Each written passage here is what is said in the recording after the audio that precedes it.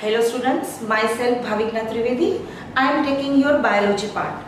In previous video we have seen the many life processes such as nutrition, respiration, excretion. Today we will learn the transportation in the heart. How blood is transported in your heart. You can see the figure of the heart. There are four chambers. Right atrium, right ventricle.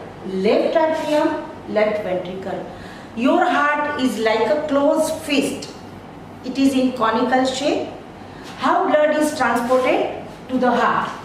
Right atrium receives deoxygenated blood through the superior inferior vena cava.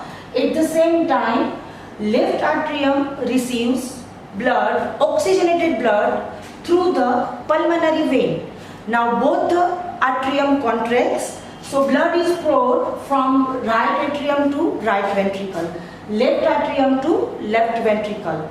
Now both the ventricles contract, and from the right atrium to ventricle and ventricle to lungs.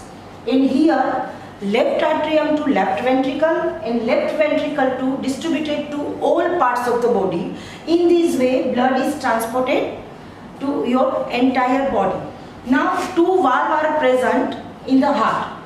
From the right atrium to right ventricle there is a tricuspid valve, and left atrium to left ventricle there is a bicuspid valve. What is the function of this valve?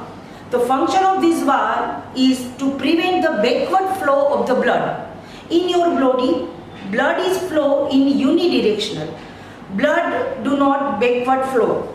So it prevents, this valve is prevent the backward flow of the blood. Thank you.